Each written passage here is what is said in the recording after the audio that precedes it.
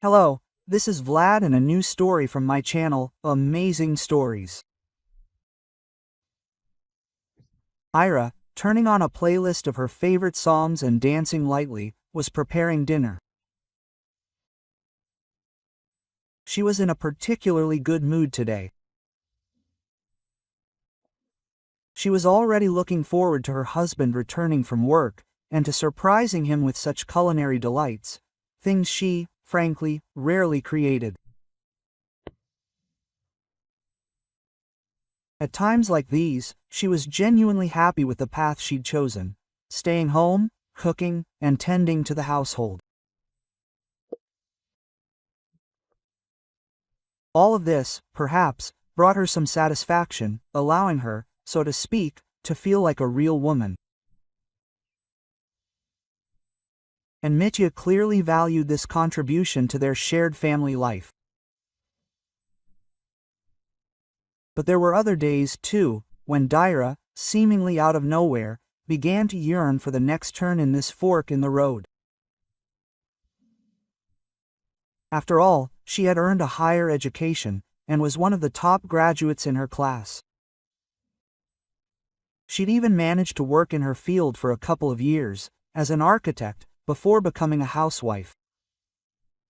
But now, no, she did wonder what it could have been.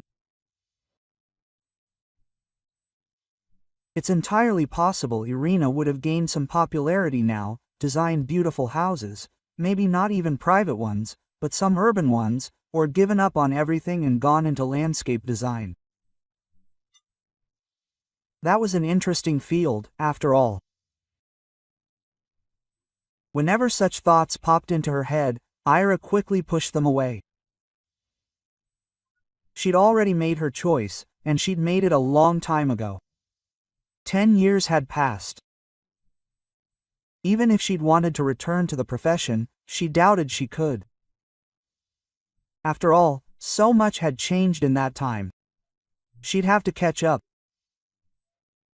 And it wasn't a given she'd be able to handle it. Her mind isn't what it was as a young and promising student. Besides, the question, ultimately, wasn't just about her personal desires or abilities. She'd made her choice when she started dating Mehdi, and then confirmed it by agreeing to marry him. They discussed this matter more than once, honestly and openly. Even then, the groom was quite adamant. "My wife will not work," he said, "under any circumstances." "Why?" Sira asked, surprised. Back then, she still had plans for the future that included more than just family. But it wasn't just for fun. After all, she was going to university. She'd been passionate about architecture for as long as she could remember, studying different styles, fascinated by all sorts of historical facts, even designing and drawing her own buildings, and couldn't imagine her life without it. "Because I'm a man," Mitya explained, "and I'm capable of earning the money the family needs. I already have a pretty good business, and it'll only get better with time." "So how should that stop your wife from working?" Quote. Ira didn't understand. "There's no such thing as too much money. No. A woman has completely different responsibilities," her future husband explained in a slightly condescending tone. "She has to look after the house, cook, raise the children, and, last but not least, keep herself in good shape, so she's a pleasure to look at. But many women manage to balance all of this with work just fine." Mitya's face twisted. Before answering, he paused for a moment, as if carefully considering how best to convey his thought, or simply struggling with the irritation he absolutely did not want to take out on his beloved. "Listen," he said softly.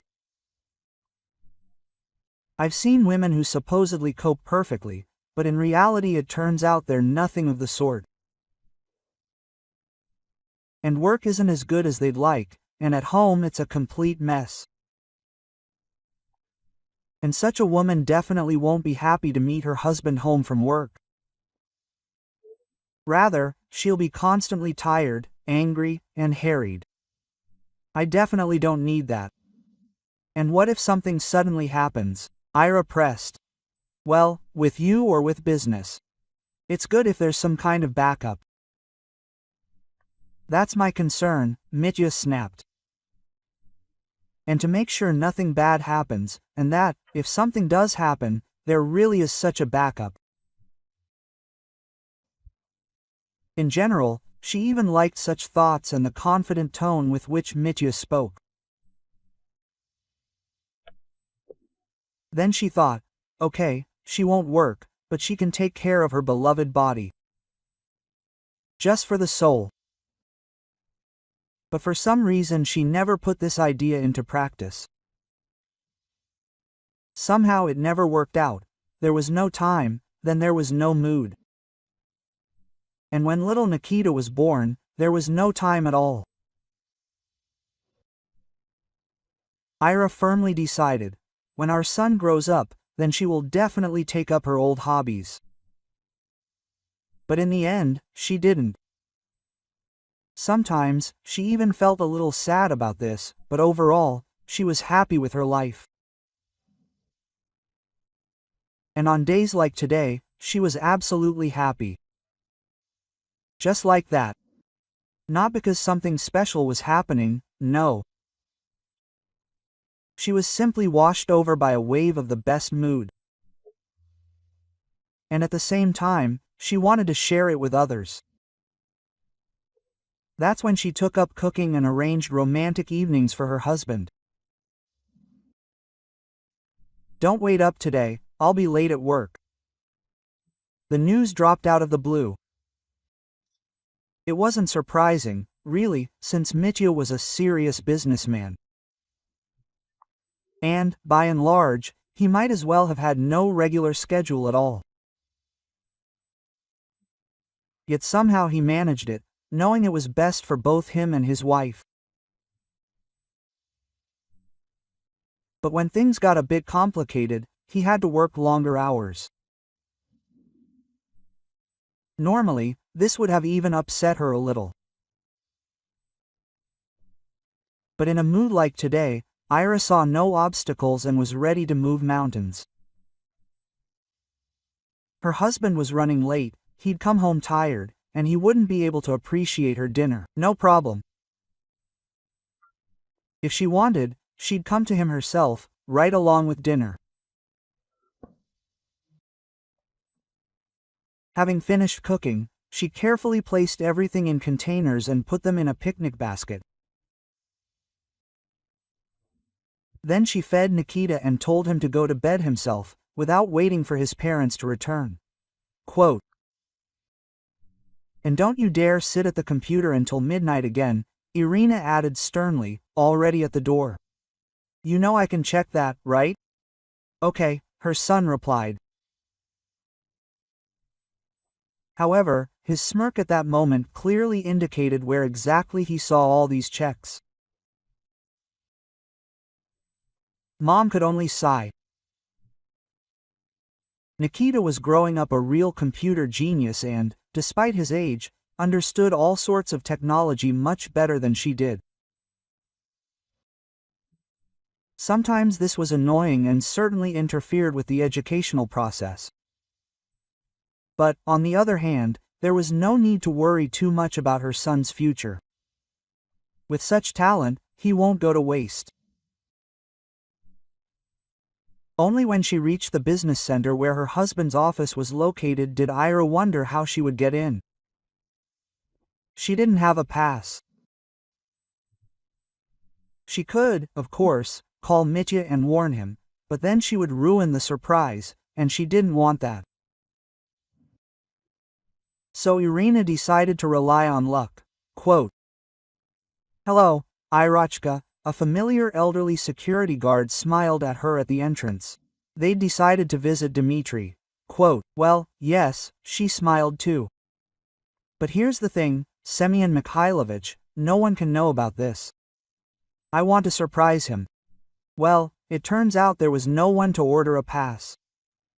Oh, no problem, said the elderly man. I know you. You come here often, so I can make an exception. It's unlikely that anyone would scold you for something like that. Having climbed up to the right floor, Ira began to climb on the chains and, from the hallway, saw that the right door was ajar. The mood was very playful, and she didn't want to spoil the surprise prematurely. Creeping closer, Ira heard her husband's voice.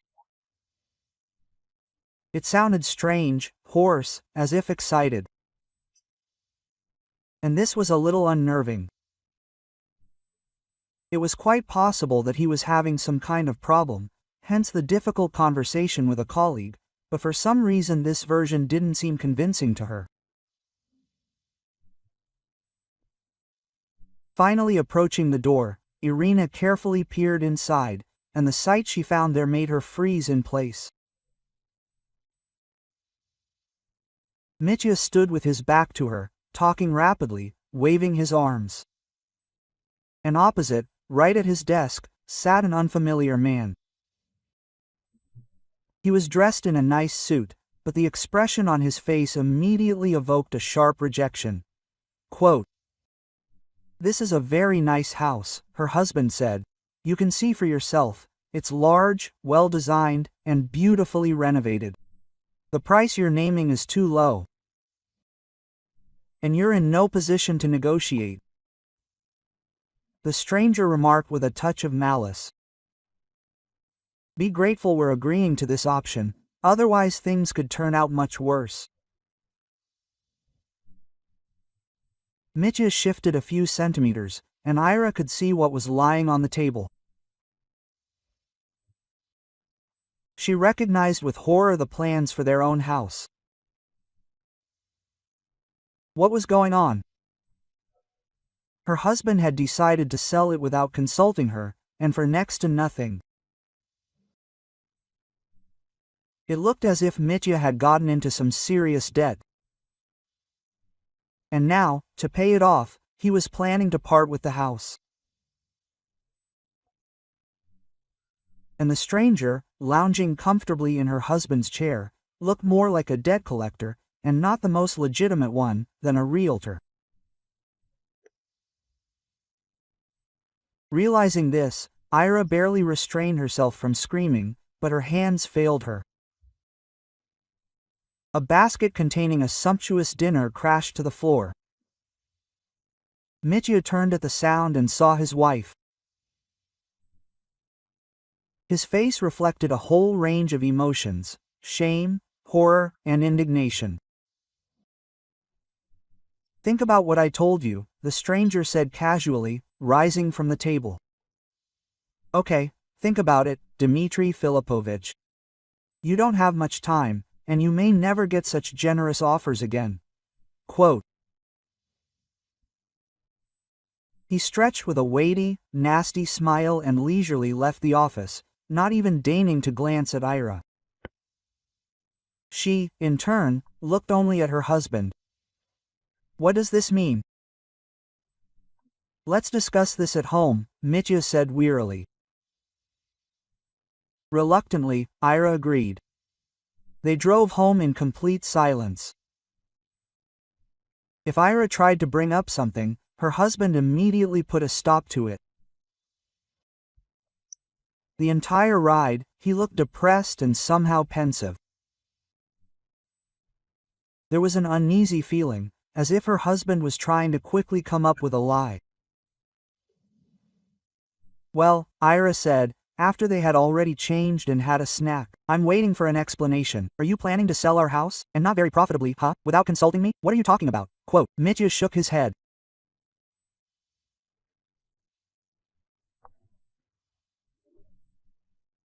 "I wasn't planning anything, I just wanted to mortgage it. I need a loan for our new project, and the only way to get it is with collateral. And our house is perfect. True, we didn't quite agree on the valuation, but that's fixable." I understand, Ira said, having calmed down a bit, but still unsure whether to believe it or not.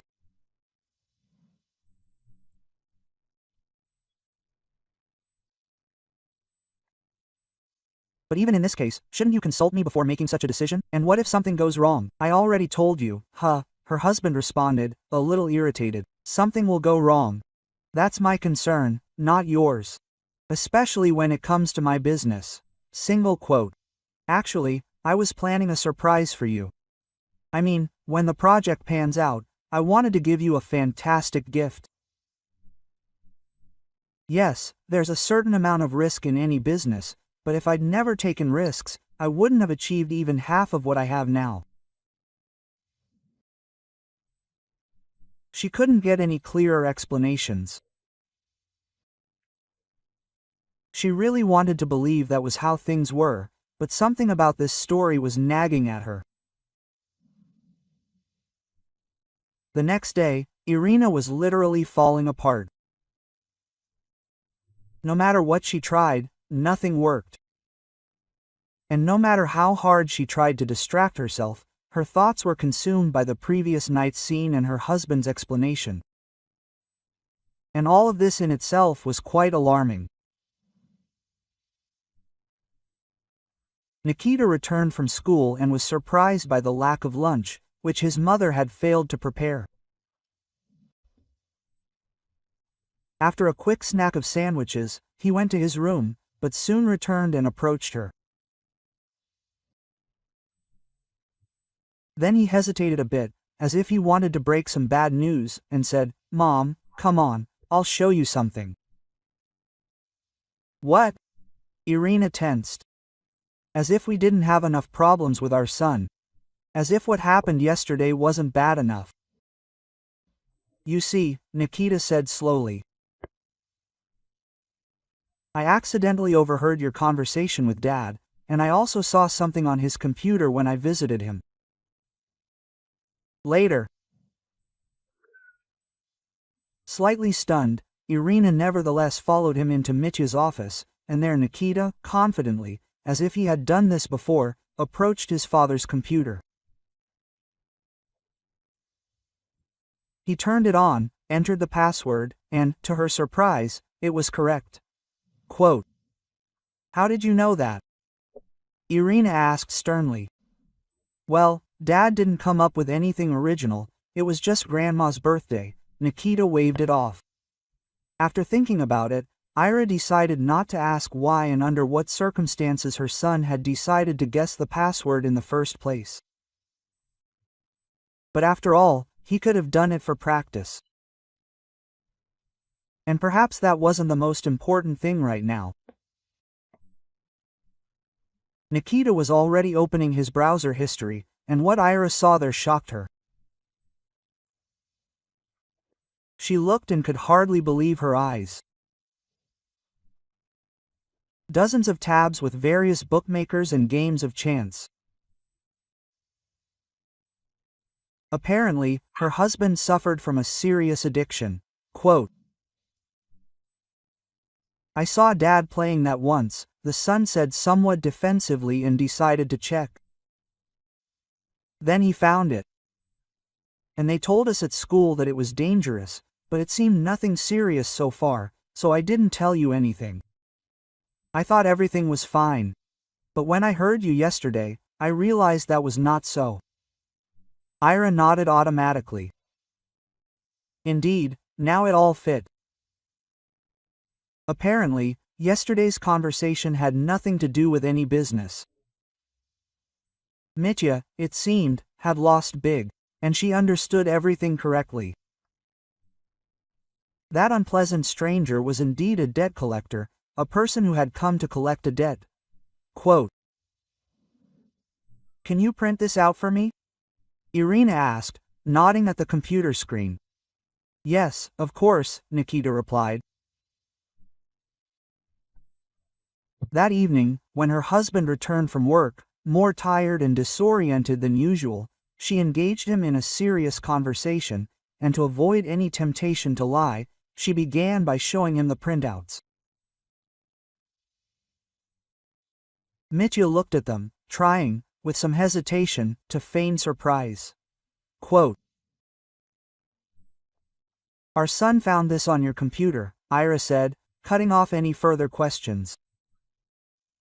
"I think I won't be wrong if I say that you lost a significant amount, and so you decided to pay it off by selling our house."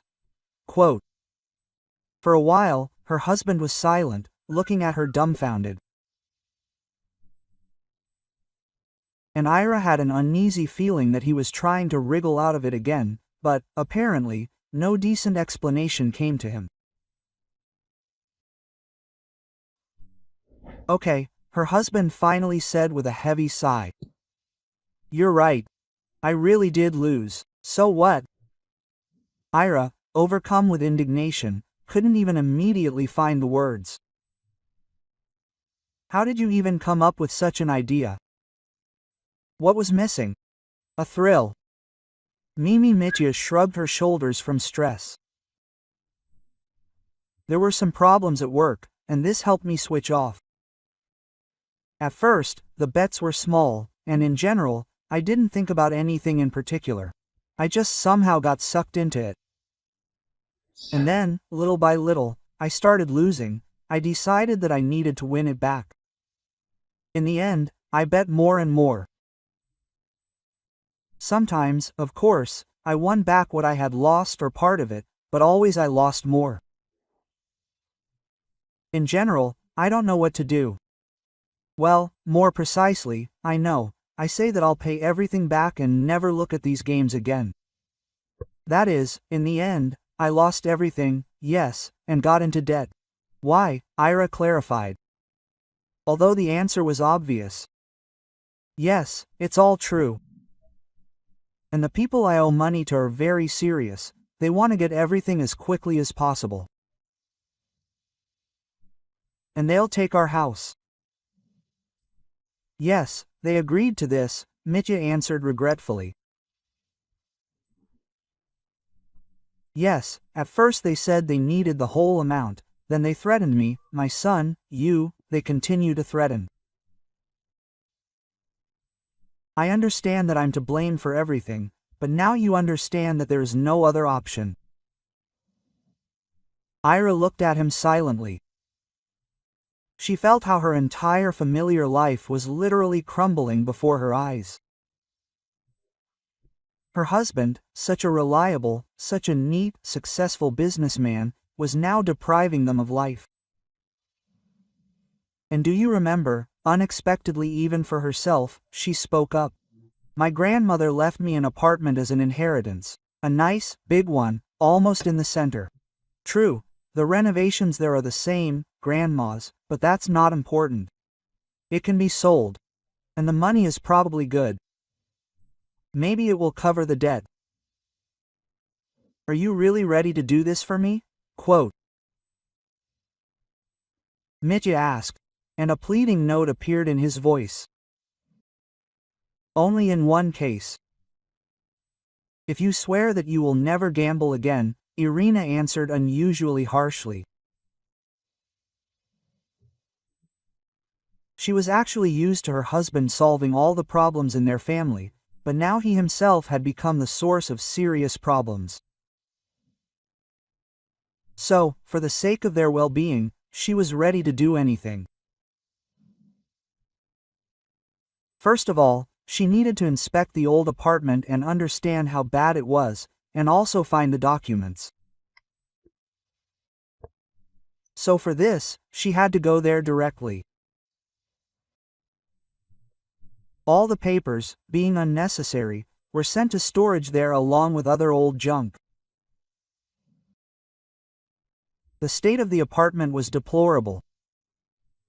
Peeling wallpaper, old peeling parquet, a terrifying layer of dust on every possible surface. And the worst thing was the state of the wiring. Even the light was terrible. Turn it on, lest there be a short circuit. But, in spite of all this, the apartment could have been sold for a good price. If only they had ever bothered with repairs. However, there was no point in thinking about it now. Choking with dust, Ira climbed into the drawer where the documents were supposed to be kept. There was a huge number of some old papers lying there, and it took her a long time to find what she needed among them. Then, a completely different document caught her attention. A bank statement in the name of some unknown woman. "What the hell is this?" Irina muttered. She thought it belonged to one of her grandmother's friends. However, the document didn't look old enough for that. Moreover, upon closer inspection, Irina discovered strange transactions. Large sums were regularly deposited into this account, and not from just anywhere, but from her husband's personal account. Apparently, this had been going on for at least 3 years. That's exactly how long the statement was for. And it had been made 2 years ago, as it was back when Irina inherited this apartment.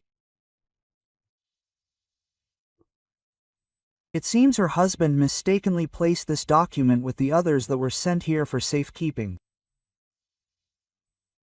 Or maybe he figured his wife wouldn't look for anything here. And then he forgot about the document. Ira did some simple calculations and was stunned. The total amount of the transfers was very close to the amount owed. And if we assume that he had been sending this woman roughly the same amounts for the last 2 years, then everything added up. So the story about the gambling caviar was just a cover. Well, of course, he couldn't just tell her, "Sorry, darling, they're going to take our house away soon because I spent all the money on my mistress." And he even went into debt to support her. He may have been playing around, of course, but he clearly kept his cool. But when his son found these websites, he decided he could use it as a cover story, which, of course, didn't paint him in the best light, but still didn't sound as bad as having a mistress.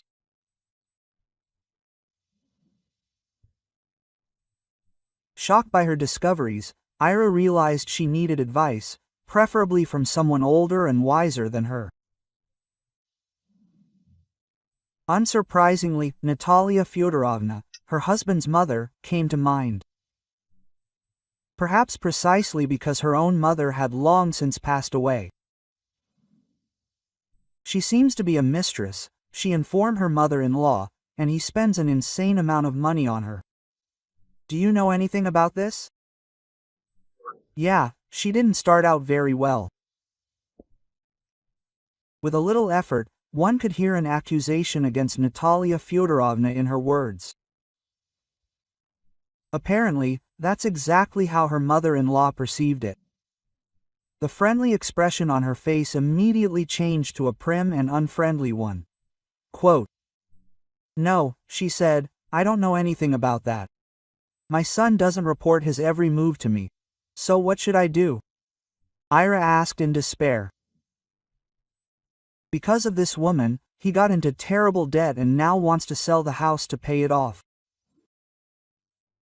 "Irachka, my dear," the elderly woman smiled unpleasantly. "This is your family matter. When you first got married, you both vied with each other to keep me out of your way. Well, I'm not interfering. If you have any complaints about your husband, sort it out with him yourself. Don't drag me into this." Quote. Irina had no choice but to talk to Mitya again. Perhaps his mother was right in some ways. After all, this really is a family matter. And the very existence of this family could depend on what Mitya tells her. "Why are you always digging around like some kind of bloodhound?" her husband exclaimed irritably. When she showed him the bank statement, "I found this among the papers for my grandmother's apartment and began to speak calmly to her, who, by the way, was looking for it because you need my help. But how it got there, I have no idea." Well, maybe I put it there by accident, her husband muttered. I didn't look closely. But think about it. If we were talking about a mistress, I would have made such a blunder. Quote, who are we talking about then? Asked Sira. About my half-sister, my father's sister. We were very close for a while, then we grew a little distant, but when she called and said she had cancer, I simply couldn't stay away. Why didn't you tell me everything? Why hide such a thing? It's a good thing, a noble thing. You see what it led to, Semiti said regretfully. I gave her more than I could afford, and I understood it. I always thought I could somehow get out of it. I didn't want to bother you. Yeah, but in the end I did bother you, Ira snorted. It was clear that her husband wouldn't back down from this story, whether it was true or not, but there was no trust left in him. Ira clearly saw many inconsistencies in Mitya's story. For example, why didn't his mother know about the existence of some sister and that she had cancer? After all, it was so easy to add 2.2 and say that the money was intended to her. Although, of course, she could have kept it to herself out of spite.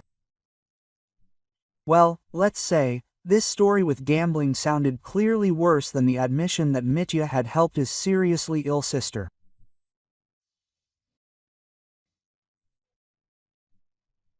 To at least somehow verify all this, Ira decided to call the clinic where the so-called sister was being treated, and was surprised to hear that such a woman really did exist. Only some time ago she had been discharged, and money from her husband, apparently, continued to drip into her bank account. Irishka, hi. The cheerful voice of an old friend came from the phone. Listen, I was just thinking, we haven't seen each other for 100 years. Somehow, I'm never up to it. I'm on vacation now, I'll be leaving in a couple of days. Maybe we'll catch up. Okay, agreed Sira, somewhat unexpectedly, even for herself. It wouldn't hurt to chat with someone. Oh, I feel like you could use something else. Maybe I'll stop by this evening with a bottle? Oh, let's sit and talk. No, Sasha. Ira automatically shook her head, although her interlocutor couldn't see this movement. Let's do it during the day. Mitch is home in the evening. I don't want to be around him. Fine, quote, just as cheerfully, Alexander responded. Then tomorrow during the day. Agreed. Ira felt that this short conversation had already made her feel a little better. She and Sasha had been friends since college. It was only later that their paths diverged. She threw herself into her family, while her friend chose a career and was quite successful in it. And lately, Ira had even more reasons than before to doubt which of them had made the better choice. Quote, Well, Sasha drawled. After hearing the whole story, do you think it's still a mistress? Sira asked, still unsure of her conclusions. Well, I don't even know, Sasha said thoughtfully. It's one thing to have a mistress, and then support her. But getting into such debt because of this doesn't seem like a businessman who has achieved considerable heights. And how can we find out what's really going on? Ira asked devastatedly. Honestly, I'm already tired of all this fortune-telling with coffee grounds. Quote, maybe I should follow him, Alexandra suggested. Whoever this woman is, she's clearly very dear to him. But it's impossible for him to just up and stop communicating with her. And what are you suggesting? Like in spy movies, slowly drive behind him in an ominous black car, Irina chuckled. But why drive? Suddenly, Nikita's voice was heard from the door. You can install a spy app on his phone. He won't notice a thing. And you'll always know where Dad is and be able to track where he went all day. Are you eavesdropping again? Ira tried to force some kind of indignant expression on her face, but suspected it was a failure. Quote, "Oh, you could speak even louder," Nikita snorted. "Listen, the kid's got a point," Sasha agreed. "Yes, he's not just talking," Ira smiled. "He could probably install the app too. He'll even explain how to use it. That's child labor, by the way." Quote, "Delano," the son protested. But of course, he installed spyware on Dad's phone after a while, and it quickly bore fruit.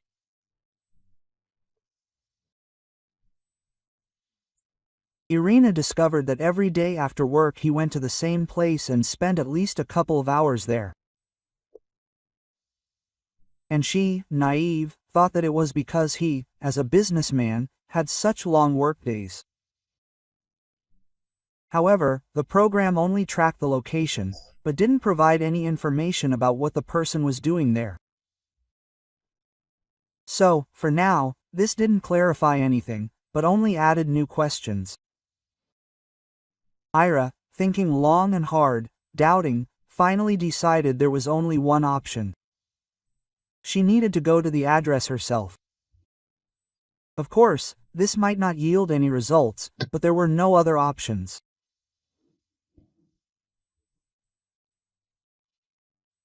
While her husband was still at work and expected to be there for at least a few more hours during the day, Ira went to the address and saw a modest neighborhood of step-style 5-story buildings. The apartment she needed was located in one of them. She rang the doorbell, and soon a woman who looked about her husband's age answered. Quote, "Hello," she said politely. "Who are you looking for?" "That's what I'd like to find out myself," Irina responded. "I accidentally found out that my husband was coming here and I wanted to find out why. However, now I think I understand." It was impossible not to notice that the stranger looked quite attractive. A natural blonde with regular features and a chiseled figure. Even though she was somewhat older than Irina, only upon seeing this woman did she understand what her husband saw in her.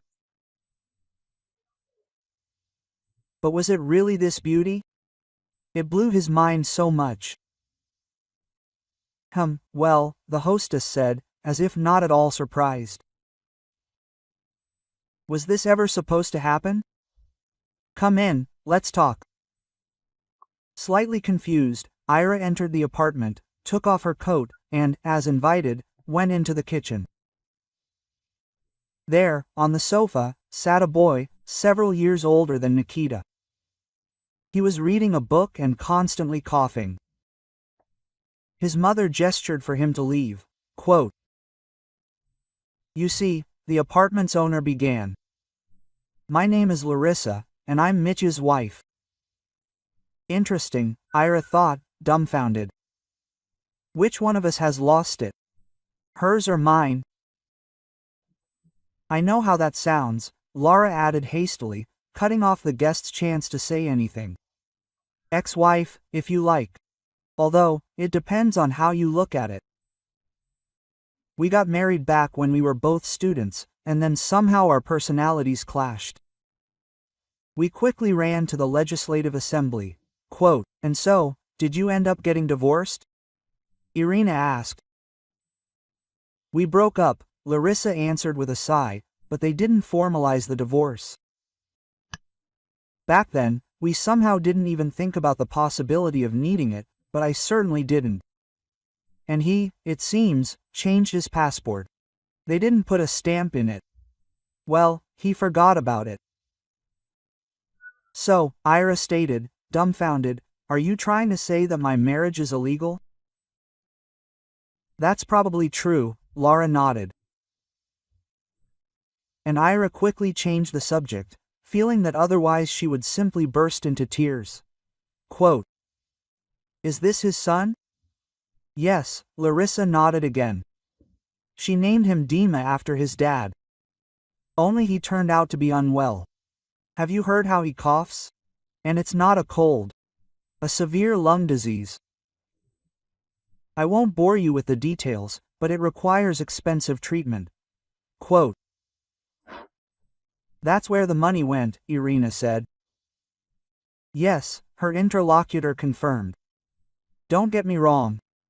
At first, I didn't even want to contact him. Well, we managed somehow on our own. And then they diagnosed me with cancer. I had to deal with that too. That's when I remembered Mitya. He helped us. He even comes to visit our son, although he hadn't really shown any interest before. In the end, Ira left in tears. It turned out to be much worse. Essentially, she was the mistress here, and the other one was the legal wife, and she was also raising his child, to whom, apparently, Mitya had much warmer feelings than for his younger son.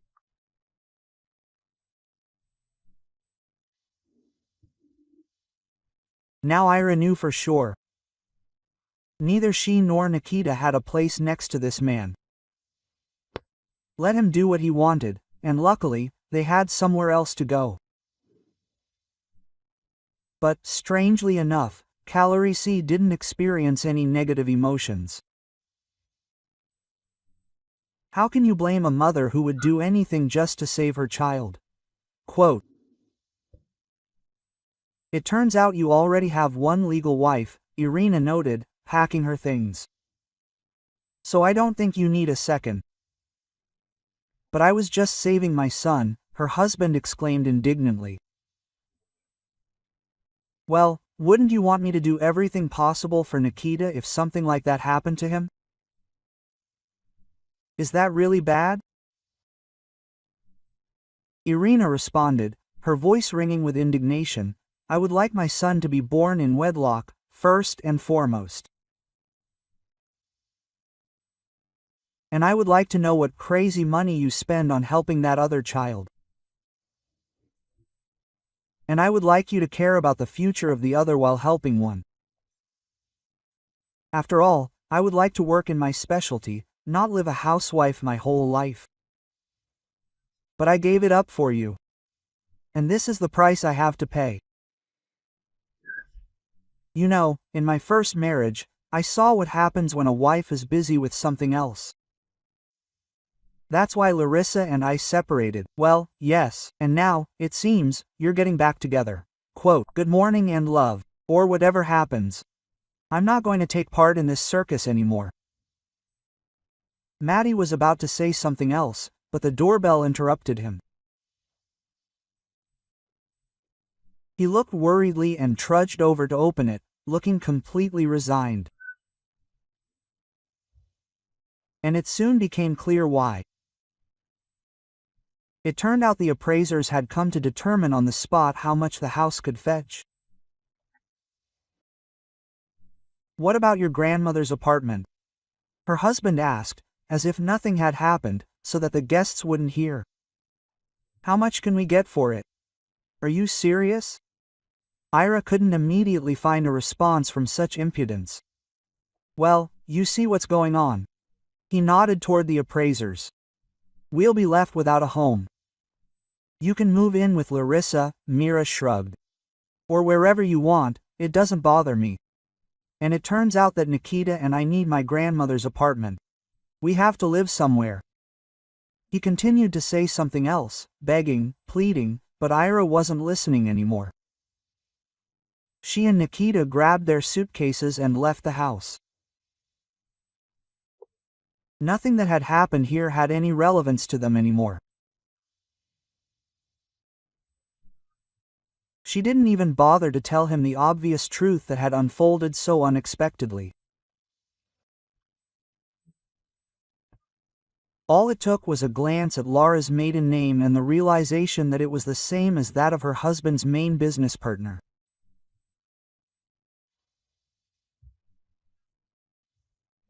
Judging by his age, he was Mitty's first wife's brother, and presumably he wasn't thrilled with the way his partner had treated his sister. But she didn't want to get stuck in that mess. Only when she was in her grandmother's apartment did Ira remember the troubles awaiting her here. But it was too late to back out.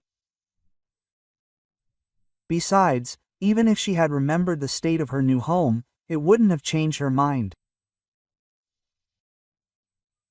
Perhaps she could have prepared better for the move. Before going to bed, she told herself that she absolutely had to sort out the wiring the next day. Living in a house in such a terrible state was simply dangerous. Especially when you have a very smart but still quite young child, who would now have to be left alone more often, because she had to go to work. That night, Ira woke up to a strange crackling noise and a loud scream. Going out into the hallway, she saw Nikita sitting near the kitchen entrance, clutching his hand. Next to him, a light switch was sparking wildly. Quote, "Come on, get away from there," she screamed in fear. Her son, with some difficulty, got to his feet and hobbled over to her. After examining the damage, she calmed down a little. Just a minor burn. Nothing too serious. But something had to be done about the light switch. Quote, "I wanted a drink of water," her son explained, as if making excuses. "What if it sparked? If I'd seen it, I wouldn't have touched it, but it started after I pressed the button." "I'm not scolding you." Ira tried to speak as gently as possible. "I should have thought of this beforehand. I saw it, after all, and quite recently." "Oh well, we'll probably figure it out," her son tried to reassure her. And at that moment, there was a distinct knock on the door. They both jumped, and a thought flashed through their heads. They didn't notice, having lost the house, he came asking to live with us. But no, they could hardly have taken the house so quickly. Without the slightest idea who could be there, Ira went to answer the door. She was too late. It occurred to her that they had made quite a noise. And they'd probably tripped the fuses in the entrance hall. Perhaps even one of the neighbors had come to sort things out, and she was almost right. A man stood at the door. He looked a little older than her. He looked at her worriedly, then at Nikita, and only then briefly asked, quote, "What's the matter here?" "Something's wrong with the light switch in the kitchen," Nikita reported cheerfully. "And who are you, exactly?" Ira asked at the same time. "Well, I should be the one asking you who you are," the guest grinned good-naturedly. "The apartment's been empty for several years now. Actually, I'm a neighbor. My name is Igor. And, lucky for you, I know a little about electricity. Let me take a look." Quote. She, of course, was reluctant to let a stranger in the middle of the night, but it seemed she had no choice. If he was truly capable of solving the problem, then it was necessary to let him do it. Igor limped deeper into the apartment, turned on the flashlight he had brought with him. And, somewhat to Irina's surprise, he actually sorted out the problem quite quickly. Just half an hour, and he not only dealt with the sparking switch, but even got the kitchen light working. "Wow, great," quote. "Let me give you a drink," Ira suggested. "And give me a drink," Igor smiled. "I'm probably not going to fall asleep for a long time, and I don't think you will either. And we need to do something about the wiring, otherwise it's not far to a fire, or worse." "Yes, I understand," she agreed sadly. And unexpectedly, even for herself, she laid out everything that had happened over the past few days. "Yeah," the neighbor sighed, having listened attentively to the story. "Fate is a terrible thing. For example, I used to be a helicopter pilot, and then I had an accident and that was it. Injured my leg and lost my job. Now I'm trying to survive on a disability pension, and I'm not old at all. Sympathy, Irina said. She wasn't quite sure how to react to the unexpected revelation. But then again, it wasn't Igor who started sharing stories from the past.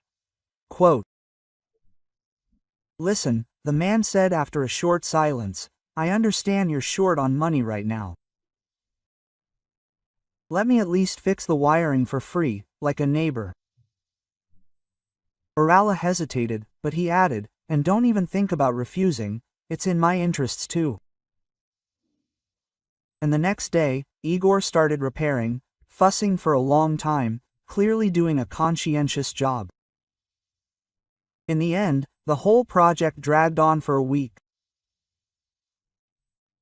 One day, Igor approached her with a surprised and intrigued look. Quote, "I had to break down the wall a little to reach the wires. And look what I found." He held out a tin tea box. Ira, equally surprised, opened it. Inside were documents, and after quickly looking at them, the woman gasped. It turned out that her late father, although he had not led the most decent life, still managed to save up some money and bequeathed it daughter. And his mother, apparently, either didn't know about this hiding place or simply didn't have time to tell her granddaughter. The inheritance money allowed for a full renovation, and with each passing day their son's new home was increasingly transformed, but at the same time, it seemed as if the past life was slowly being erased.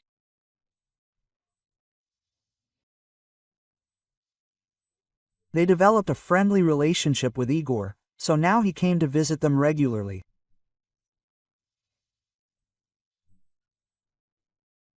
Ira unexpectedly discovered that she now had time to pursue her long-standing passion.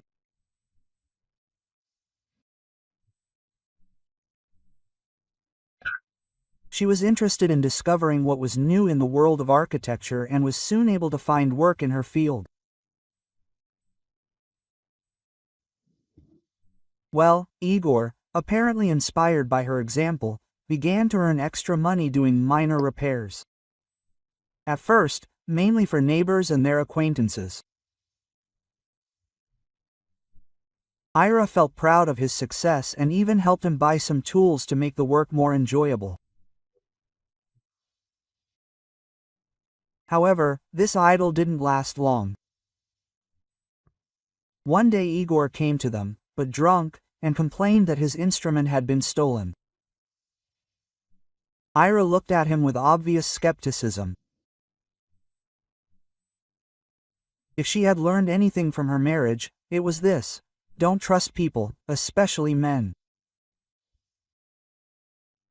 "And who could possibly need your instrument?" she asked, narrowing her eyes. "How should I know?" Ikra responded sadly, leaving it near the apartment, thinking why drag it back and forth, I'll have to go on a call soon anyway. And he also thought, who needs it? You see how it turned out. And out of grief, you decided to get drunk, Ira clarified with the same skepticism. "What kind of drunk?" he responded embarrassedly. "Just a couple of shots. But for some reason, I think," Irina said in a voice trembling with anger, "that you just wanted a drink. So you sold the instrument. You bought booze with the money. Maybe, of course, you didn't sell it, maybe you drank and lost it somewhere, but now you're crying." And no matter how much Igor swore that it wasn't so, no matter how much he begged for a second chance, it was all in vain. Irina didn't want to see him anymore, although, of course, she was hurt and offended by this. She had become attached to him too, and then this. But she couldn't help herself. All trust was undermined, and it seemed to her that it was forever. Nikita didn't approve of his mother's categoricalness. He trusted the neighbor, and besides, he believed that his offense wasn't so serious as to warrant breaking up with someone so suddenly. He, too, had become attached to the neighbor, who in just a few weeks had become closer to him than his own father.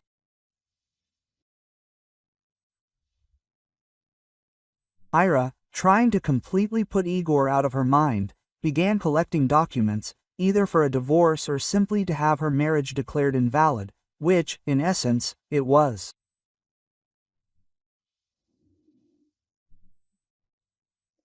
While doing this, she learned, not without a certain grim satisfaction, what had happened to the meeting in the meantime. The house, as expected, had been repossessed. This allowed the ex-husband to pay off his debts in full. It would seem that his life should have improved, but it was not to be. His partner had harbored a grudge against him, so now he had an excellent chance for revenge.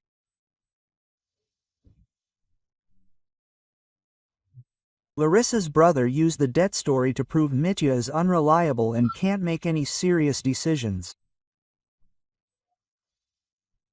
And on this basis, he essentially kicked him out of his own business, taking everything for himself. And Irina's ex-husband ended up on the street without a home, without a job, and without a wife.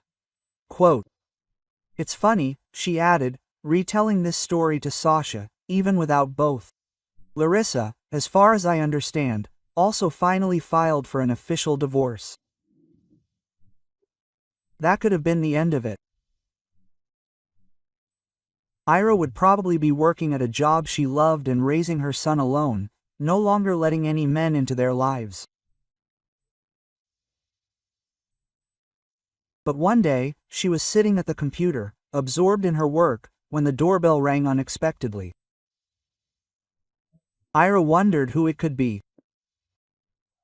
Ideally, her son should have been home from school by now, but he had his own keys. A thought flashed through her mind. Had he decided to show up on his ex-wife's doorstep? Then it would be worth sending him away, so that he wouldn't cross paths with her son. Only this thought made her get up and go answer the door. And behind the door was the one she least expected to see. It was the Lycar, and he was holding Nikita in his arms. Quote, "What happened?" Ira gasped, letting them into the apartment. "I fell into the river. Life is sad," her son told her. "He almost drowned, and it seems something's wrong with his leg. There's no fracture." Igor quickly reassured her. "I checked. A bad sprain, nothing more. Nothing serious. It will heal before the wedding. If it weren't for Uncle Igor, it would have been scary." Quote, "Seriously," said the son, "he's the one who pulled me out. I wouldn't have swum on my own." Well, how can you deny someone a second chance after that? Igor completely vindicated him, got a job, now permanently, with an electrical repair company, and even started working on his own leg.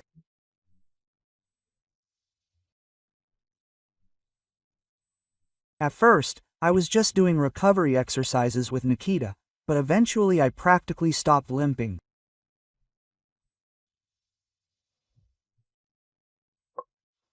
Six months later, they had a beautiful wedding and were now expecting a daughter.